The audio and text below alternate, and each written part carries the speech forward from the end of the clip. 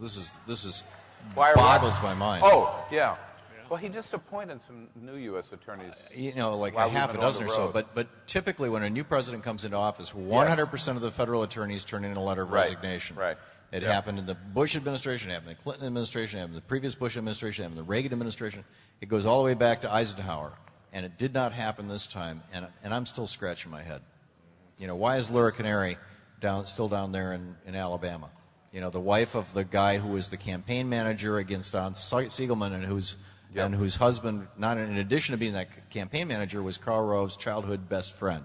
Why is she the one in whose district Don Siegelman was being prosecuted? Isn't it because of the political idea, if Holder were to do that, how long do you think it would take?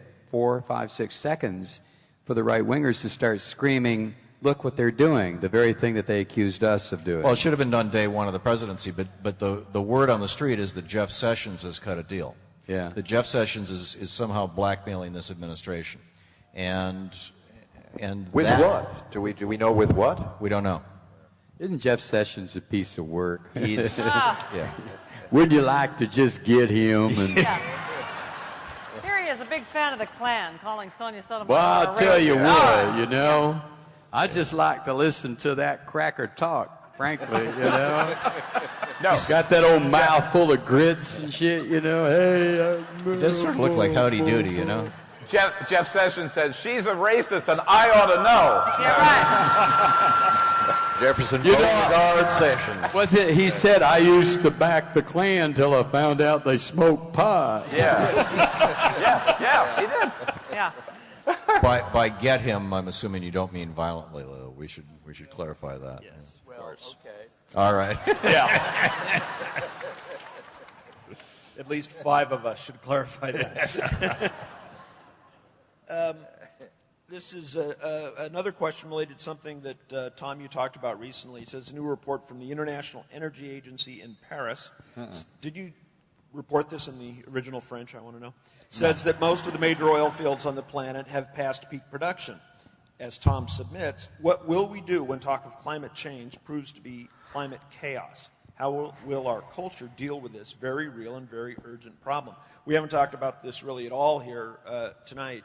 Tom, it's yours. Why don't you start with that? I mean, well, just very quickly, we had climate chaos in the 30s, the Dust Bowl, and it just created an enormous amount of dislocation in America. People moved, people changed, culture changed.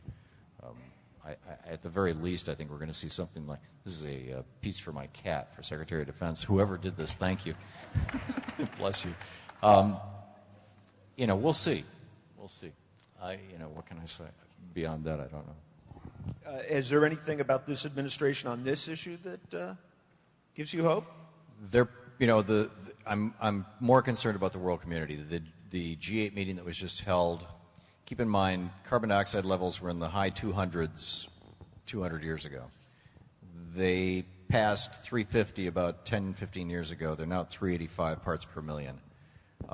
The G8 was trying to stop it at 400, to cap it at 400. They were unable to achieve a consensus at that. And James Hansen, the scientist from NASA and probably the leading climate scientist in the world, just published last month an article in Science in which he said, if we don't get back down to 350 within a decade or more, we could be looking at the planet becoming inhospitable for our species. So certainly not enough is being done.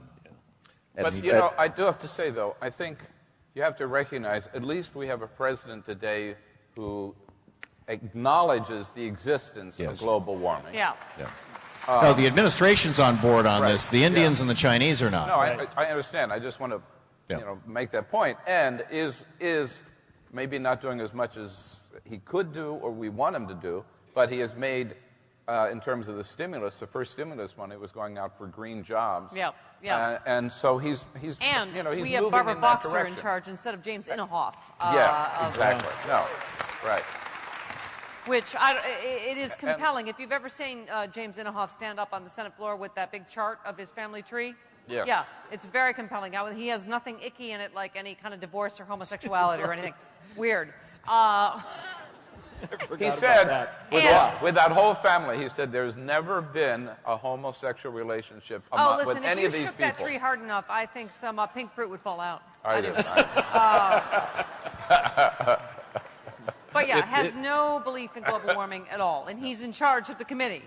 He was. He was, yes. Yeah. You know, where it concerns global climate change, that's another one of those big ones for me that just scares the hell out of me, because I read the science, I read the, I used to read some of the half-assed rebuttals, which I don't anymore, but you read the science and you come to a conclusion that's almost irreversible, that we keep being told we have to do something now, and yet, you know, nothing is happening. This is the one, because I have a 5-year-old and I have grandchildren, I think about this issue, I think, more than anything else.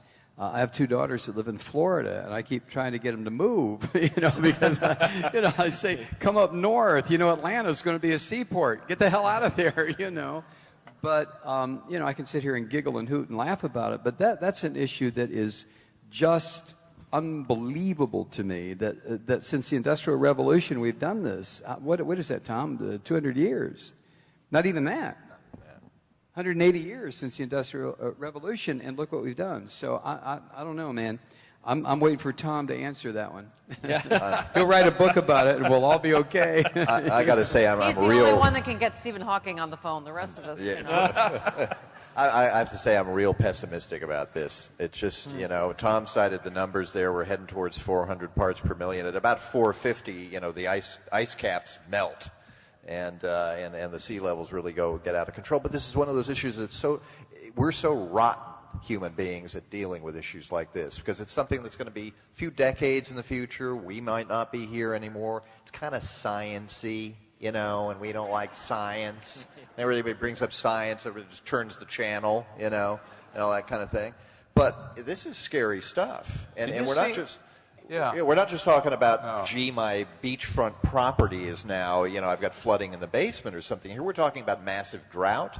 We're talking about famine. We're talking about people fighting wars for water. We need Hollywood to step in here.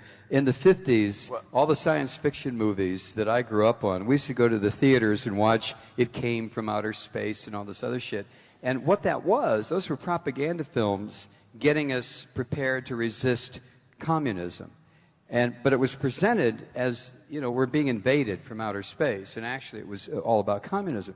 We need some real creative minds in Hollywood to start making movies about this very issue, because there's still that visual power that films can do to make people start talking. I don't know if that's a good thing or a bad thing, but this is part of the human tradition, telling ourselves stories. Are you saying after Waterworld you're still not convinced? I know.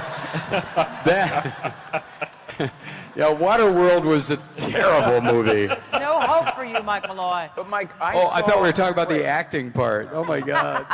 Something without Kevin Costner. Kevin Costner on that goddamn boat. You know, I'm just going, whoa, wait. With the little gills too. Right. Day After Tomorrow was a little better. I saw I can't remember the name of it, a Disney movie this year about the polar bears that was right on this. It was this father polar bear that never made it back because the ice caps were melting. Yep. Anybody see that? What was it? Oh. What was it?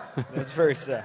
I don't know. It was Earth, right? It was called Earth. Earth. Yeah. Earth. Complicated title. We lost it there for a moment. Yeah. Earth. What's it about? Oh, Earth. God, yeah. It was pretty powerful. But you know, Mike, this no speaks more to Jack something... Daniels and Bill's Coke there. That's right. This speaks to something that you were talking about earlier, Mike, which is the importance of education, and something that pisses me off too, which is the willful ignorance and scientific illiteracy of people who are in, you know, positions of real power here. Do you remember that debate during the presidential election, the Republican debate, and somebody, I think it was David Gregory, said, okay, how many people, and he used the word believe, but what he really meant was how many people here to accept evolution as scientific fact? Yeah. And three of the 10 Republican candidates, a third of the Republicans running for president, raised their hand, I don't accept evolution. Right. You know, now... And maybe you're referring to noted scientist Michelle Bachmann. Yeah. But, you know, James Inhofe with his thing about a hoax, it's a big, you know, global warming is a hoax. Yeah. You know, if you don't believe in or accept evolution, that to me is a deal breaker. You don't get to run for president. You don't get to be elected to anything. You know, I mean, that's like being a flat earther.